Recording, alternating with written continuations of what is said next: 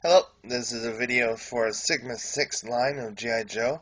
This time we have Cobra Mercenary, codenamed Zartan, and that's the figure right there.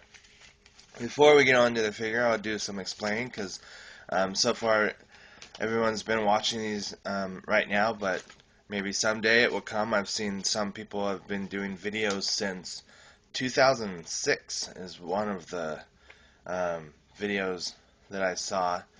And that makes sense because these came out in 2005. And just some back history on me. I'm doing these videos mostly to try and get my collection organized and everything. So this is motivating me. And also I've really been enjoying communicating with the people that have been finding my videos and commenting. So I appreciate that, you guys.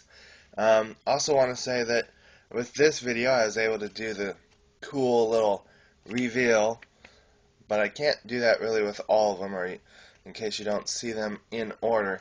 The reason why I'm showing this right now, and in some other videos I'm not, is because at the time it probably made a lot of sense to people that were collecting these figures, but I didn't think about doing this for each figure, so it may come out that, well, why did he start doing it this way and then he stopped doing it? But it's mostly that I don't have these blueprints or data sheets, or not really the file, because they actually did come with files on the back of the box, just like a regular 3 3/4 inch figure. But yeah, so these all got misplaced, and the only reason I have this one is because I was looking through probably even his weapons case, which is what, gotta move him out of the way, which is what the packaging becomes. You know, the top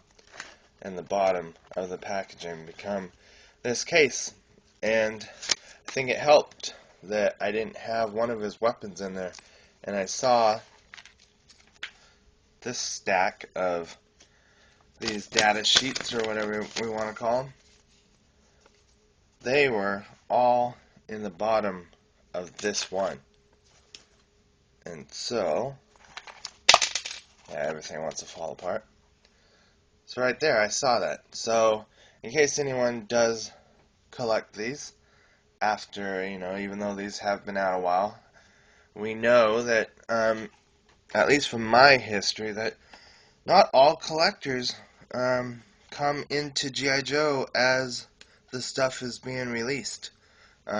Many times, especially with some of us older collectors that didn't stay with G.I. Joe throughout the whole entire, 25 plus years that G.I. Joe has been around, um, you know, whatever it might be, the movies, finding the cartoon, someone talking about it, being in the store with your son or daughter, you just come along G.I. Joe and you say, hey, I remember G.I. Joe when I was a kid. So, besides getting my collection in order, yeah, and there are plenty of other people that did reviews, and I don't really ever call my videos reviews. I mean, I appreciate the ones that support me and say they're reviews, but I'm just basically doing these as thought videos, and I think that's kind of cool because that way, you do a review, and one of my subscribers, kind of pointed this out.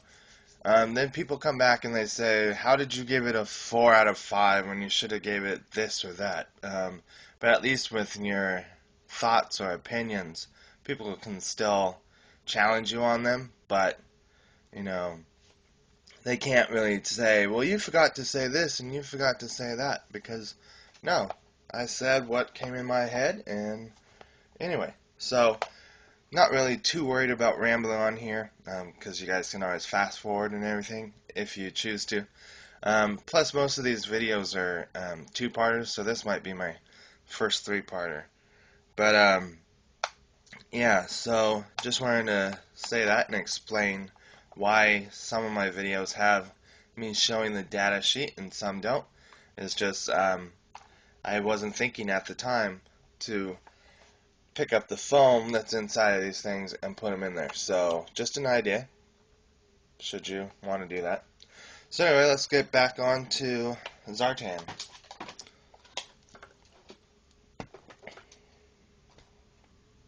kind of cool if you like kind of an animated look. I think he comes across pretty realistic, but he's also cartoon or animated feel to him.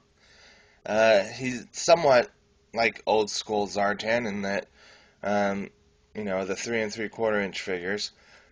He did always have some type of chest plate, or I don't want to call it a vest or whatever, but some type of armor. I don't know that he really had shoulder pads, so this is new to this figure at least, I think. Other interesting thing is if you've seen the Resolute movie that just came out, recently, at least at the time that this video is being filmed, um, he kind of has more of this look.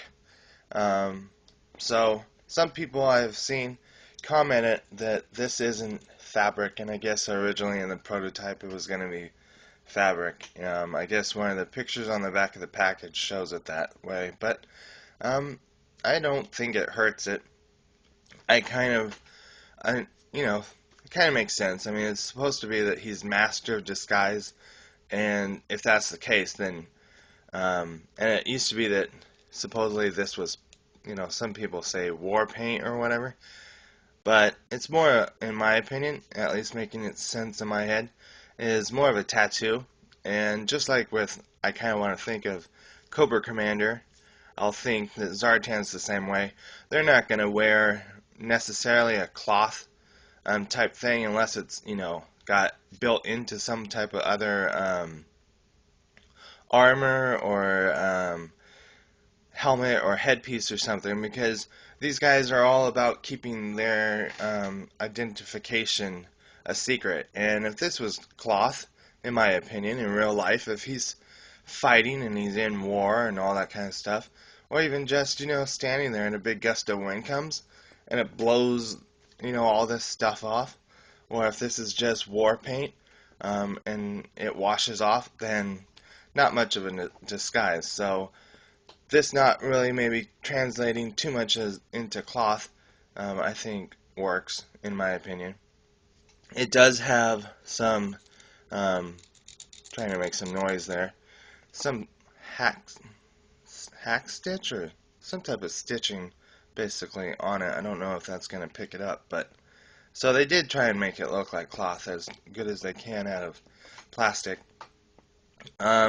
Some of the other videos you don't really get to see what Sigma 6 really is all about, but this figure is definitely one that shows off the pluses, in my opinion, of having these ports right here, and he's got one there, and they all usually have 3 of them here, and then one here, and then one on the arm, and one on this other leg that's kind of hidden by his little belt pack type thing. So the arms don't always have them on all figures. And speaking of that, why that's a positive in my opinion, is he's got this one hand right here that's got, unhinged fingers, so you can't actually close it. But I don't think that hurts this figure, because I think just with the ninja bat that I did, I think it really adds to the cool factor of him, because there's his hand one way, there he is pointing it, and then, that can be kind of a, oh yeah, come here, alright. So, time's about up, so we'll go on to video number 2. Alright, thanks for watching, and hopefully we'll see you over in part 2. Alright.